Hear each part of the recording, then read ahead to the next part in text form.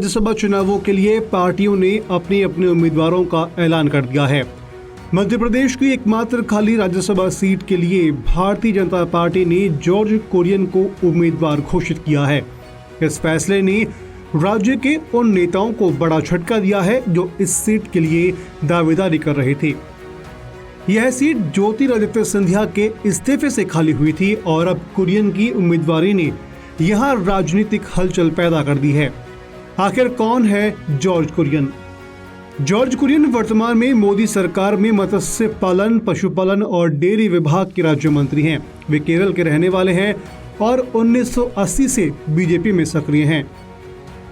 हालांकि वे इस समय राज्यसभा या लोकसभा के सदस्य नहीं हैं, इसलिए पार्टी ने उन्हें राज्यसभा उम्मीदवार बनाने का निर्णय लिया। अगर सीट के खाली होने के कारणों की बात करें तो ज्योतिरादित्य सिंधिया ने 2024 के लोकसभा चुनाव में जीतने के बाद राज्यसभा से इस्तीफा देने के कारण यह सीट खाली हुई। सिंधिया के गुना शिवपुरी लोकसभा सीट से चुनाव लड़ा था और वहां से जीत दर्ज की, जिसके बाद उपचुनाव की आवश्यकता पड़ी। राज्यसभा के लिए कुरियन को उम्मीदवार बनाए जाने से मध्य प्रदेश के नेताओं की उम्मीद धूमिल हो गई है। इनमें प्रमुख नाम केपी यादव और नरोत्तम मिश्रा का था। केपी यादव, जिन्होंने 2019 में गुना शिवपुरी सीट से सिंधिया को हराया था, उनका नाम इस सीट पर प्रमुखता से लिया जा रहा था। माना जा रहा था कि जातीय समीकरणों को ध्यान में रखते हुए बीजेपी उन्हें राज्यसभा भेज सकती है, लेकिन कुरियन के चयन ने इन संभावनाओं को खत्म कर दिया। केपी यादव के नाम की चर्चा इसलिए थी क्योंकि अमित शाह ने सिंधिया के प्रचार के दौरान कहा था कि पार्टी केपी यादव को एक महत्वपूर्ण जिम्मेदारी देगी। इस वादे के बाद उम्मीद लगाई जा रही थी कि यादव को राज्यसभा भेजा जाएगा।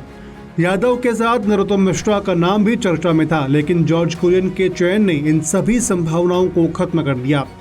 कुरियन की उम्मीदवारी से स्पष्ट है कि बीजेपी राष्ट्रीय और क्षेत्रीय राजनीति में संतुलन साधने का प्रयास कर रही है।